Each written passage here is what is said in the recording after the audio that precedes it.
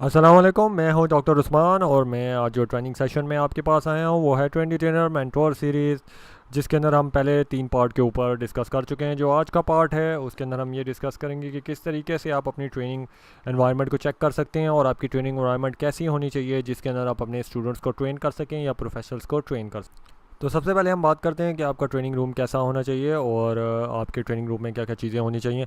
तो सबसे पहले आप कहीं भी ट्रेनिंग दे रहे हैं या आप ट्रेनिंग करने जा रहे हैं तो सब उनसे ये चीज़ें पूछ लें कि रूम का टेम्परेचर आपके पास कैसा है, लाइट, नॉइज़, शोर वगैरह तो नहीं है। कि अगर मेन रोड के ऊपर है तो देखें ऐसा कमरा हो कि जहाँ पे शोर वगैरह ना हो।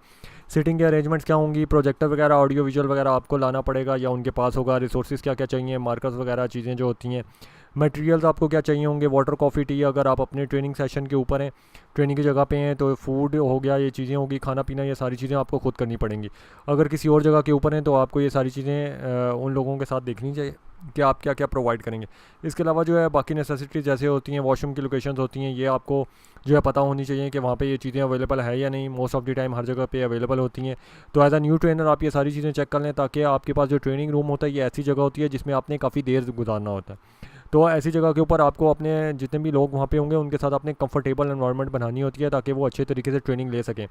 जब एनवायरनमेंट आपके पास कंफर्टेबल नहीं होगी तो ऑटोमेटिकली आपके पास क्या होगा कि लोग जो हैं उस ट्रेनिंग के अंदर इन्वॉल्व नहीं होंगे। जब लोग इन्वॉल्व नहीं होंगे तो अच्छी से अच्छी ट्रेनिंग भी आपकी वो बैड साइड के ऊपर चली जाती है। तो आपको हमेशा सारी चीज़ें चेक करनी चाहिए।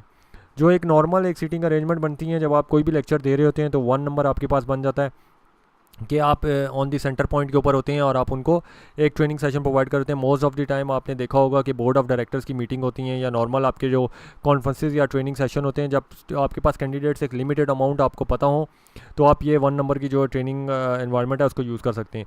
2 नंबर आपके पास क्लासरूम सेशंस की है। Most of the time universities में आपने पढ़ा होगा, देखा होगा, 2 नंबर आपकी हर जगह पर यूज़ होती है।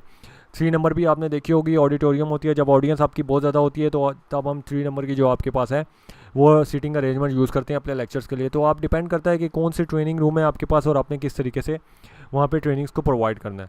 इसी तरीके से ट्रेनिंग के बाद आपके पास आ जाती है एक्टिविटीज़ आ जाती हैं। जब एक्टिविटीज़ की बात करें तो काफ़ी हमारे पास ग्रुप सेशंस भी होते हैं, वर्किंग ग्रुप भी होते हैं, फोकस ग्रुप भी होते हैं, ब्रेनस्टॉर्मिंग भी हो सकती है। तो डिपेंड करता है अगर आपके पास इतनी स्पेस अवेलेबल है या नहीं वहाँ पे कि आप ऐसी सीटिंग अरेंजमेंट करवा सकें।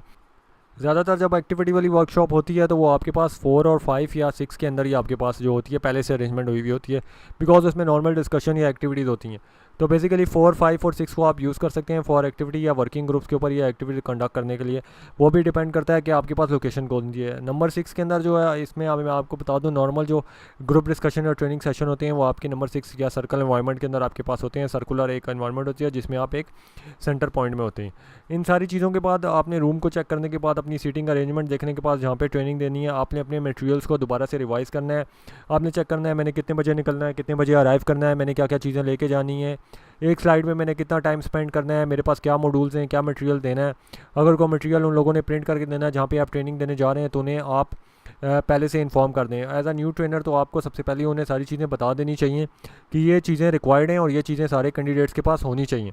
इसके अलावा आपने प्री और पोस्ट असेसमेंट दोनों चीज़ें देखनी होती हैं। आपके ट्रेनिंग सेशन में पहले क्या होगा और बाद में क्या होगा। जब आपने अपने मटेरियल्स को रिव्यू कर लिया तो इसके बाद इंपॉर्टेंट पॉइंट है कि आप अपनी ऑडियंस को भी पहचान लें कि वो ऑडियंस कौन है, उनका नॉलेज स्किल्स क्या है, उनका लेवल क्या है। क्योंकि जब आपके पास स्टार्ट की ऑडियंस होगी या स्टूडेंट्स होंगे उनको आप डिफरेंट तरीके से पढ़ाएंगे। अगर आपके पास प्रोफेशनल्स होंगे तो उनको आप डिफरेंट तरीके से पढ़ा रहे होंगे, तो दोनों चीज़ें आपके पास डिफरेंट बनती हैं। इसका तरीका क्या है कि आप पार्टिसिपेंट्स का पूछ लें कि वो कौन से होंगे, क्या ऑडियंस होगी, प्रोफेशनल्स होंगे, क्या चीज़ें होंगी, उनके बारे में आप पहले से जान लें। और ये भी हो सकता है कि आप प्री असेसमेंट भी करें स्पॉट पे जाके उन लोगों से जो थोड़ी बहुत ऑडियंस जो आपके पास है। अगर वो आपकी लोकल के ऊपर है तो आप उनसे मिल सकते हैं, नहीं तो आपको एक एजेंडा या जो इन्फॉर्मेशन है वो प्रोवाइड कर दी जाती है जब आप ट्रेनिंग देने जा रहे होते हैं। दैन एक और इम्पॉर्टेंट चीज़ आपके पास ये है कि आप जो है अपनी जब ये ट्रेनिंग एनवायरनमेंट में जाएं तो जो नर्वसनेस है या आपके पास एनेक्सिटी है पार्टिसिपेंट्स के अंदर वो आपने रिड्यूस करनी होती है। जैसा कि मैंने पहले भी बताया, पार्टिसिपेंट्स को कंफर्टेबल करेंगे तो वो अच्छे तरीके से ट्रेनिंग ले सकेंगे। और ट्रेनिंग तभी इफेक्टिव होगी जब आपके पास जो है आपके पास जो एक इन्वायरमेंट क्रिएट होगी जो इंटरेक्टिव होगी और एक दूसरे के साथ कोलेब्रेशन हो रही होगी। इसके अलावा जो भी असेसमेंट आप वगैरह करें वो पहले पार्टिसिपेंट्स को भी बता दें और जो ऑर्गेनाइजेशन है उसको भी बता दें कि वो कॉन्फिडेंशियल है। वो जो है बाहर जो वो इसके लिए नॉर्मली क्या होता है कि आप नॉन डिस्क्लोजर एग्रीमेंट साइन कर लेते हैं अपने जितने भी कैंडिडेट्स हैं। एनडीए उसे हम कहते हैं नॉर्मली। तो वो आपको साइन कर लेना चाहिए अपने सारे कैंडिडेट्स के, ताकि आपके पार्टिसिपेंट जो हैं वो आपके मटेरियल को कहीं बाहर दोबारा लीक ना कर सकें। मोस्ट ऑफ द टाइम आपका ट्रेनिंग्स के अंदर यही होता है। इन सारे कामों के बाद आपने दोबारा से रिक्वायर्ड मटेरियल्स को चेक करना है कि आपके पास एजेंडा क्या है। एजेंडा के अलावा आपने देखना है कि आपके पास क्या लीडर्स की गाइड है, आपने किस तरीके से प्रेजेंट करना है, उसे दोबारा रिव्यू कर सकते हैं। वर्कबुक्स अगर आपने बनानी है उन्हें आप रिव्यू कर लें, प्रेजेंटेशन को दोबारा एक दफ़ा देख लें, ऑडियो विजुअल पेपर जो भी प्रोजेक्टर्स हैं उनको दोबारा देख लें, साइन इन शीट्स वगैरह होगी, प्री पोड असेसमेंट को चेक करना और ट्रेनिंग की जो फीडबैक लेना, सर्वे कंडक्ट करना, ये सारी चीज़ें आपके पास होनी चाहिए और वहाँ के ऊपर आपके पास गिवन होनी चाहिए। और ये सारी चीज़ें आप खुद भी आसानी से प्रिपेयर कर सकते हैं। ये सारी चीज़ें करने के बाद आपने जो मटेरियल जो रिकमेंड होते हैं नॉर्मली हर जगह पे अवेलेबल होते हैं, वो मेरे पास एक लिस्ट है जिसमें वाइट बोर्ड, मार्कर, प्रोजेक्टर या नेम टैग्स या सर्टिफिकेट ऑफ कंप्लीशन वगैरह अगर उसी टाइम के ऊपर आपने देने हैं। अगर चीज़ें जो बाद में डिलीवर होनी है तो देन आपने उसको एक डिफरेंट तरीके से लेके चलना है, उसके स्टेप्स आगे आ रहे हैं। और जो मटेरियल आपके पास वाटर, कॉफ़ी, टी या स्नैक्स या फूड वाले हैं वो आपके डिपेंड करते हैं कि आपकी लोकेशन क्या होती है। मोस्ट ऑफ टाइम अगर खुद अरेंज करना है तो अपने कोऑर्डिनेट्स को पहले ही बता दें कि जब आपके पास ब्रेक टाइम आ रहा है तो वो पहले से चीज़ें वो अरेंज हुई हुई हों, तो इस तरीके से ताकि आपकी ट्रेनिंग सेशन जो है अच्छे तरीके से चलता रहे। जो अगर इन चीज़ों के अलावा जो आपके पास चीज़ें बनती हैं उसमें आपके पास लॉजिस्टिक्स आ जाते हैं कि आपने जो भी आपके पास पार्टिसिपेंट की ट्रांसपोर्टेशन नीड्स हैं, अगर कोई दूर से आ रहा है उसको आपने बताना है लोकेशन क्या है।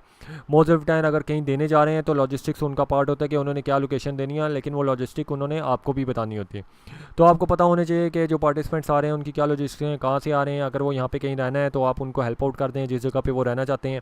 अगर आपने कोई साइंस ट्रेनिंग के वाला या पोस्टिंग वगैरह रखनी है वो आपके पास आप अपने ट्रेनिंग वेन्यू में रख सकते हैं, डायरेक्शन ट्रेनिंग रूम या सेंटर की रख सकते हैं अगर वेन्यू आपका बड़ा है। डायरेक्शंस आपकी आ जाती हैं डिफरेंट, उसके पास आप उनके कॉन्टैक्ट इन्फॉर्मेशन या ईमेल एड्रेस वगैरह या फॉलोअप फॉर्म भी फिल करवा सकते हैं ताकि आप उनको आप ट्रेनिंग के सर्टिफिकेट बाद में सेंड कर सकें। यहाँ तक आपकी सारी चीज़ें जो है प्रॉपर्ली कंप्लीट हो जाती हैं। इसको कंप्लीट करने के लिए और एक जो रिकमेंडेड है वो इसका क्या है, आपके पास एक एजेंडा बना होना चाहिए। एजेंडे को बनाने का एक सैंपल मेरे पास यहाँ पे गिवन है।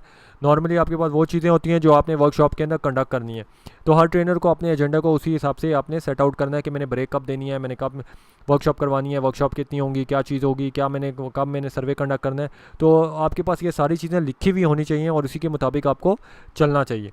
तो ये ट्रेनिंग सेशन जो है यहीं तक था। अगर आपको ये पसंद आया है तो ज़रूर मेरे YouTube चैनल पे जाएं, उसे लाइक और सब्सक्राइब कीजिए। और आप हमारे किसी भी ट्रेनिंग वीडियो को वॉच करके आप एक ट्रेनिंग सर्टिफिकेट ले सकते हैं। इलेक्ट्रॉनिक सर्टिफिकेट फ्री है आपका, हार्ड कॉपी की कुछ कॉस्ट है, नॉमिनल सी है, वो ज़्यादा हमने नहीं रखी है, उसके स्टेप्स हमारे पास यहाँ पे गिवन है। और क्या सोच रहे हैं, आज ही जाइए हमारे ट्रेनिंग वीडियो चैनल के ऊपर और लाइक और सब्सक्राइब कीजिए। शुक्रिया।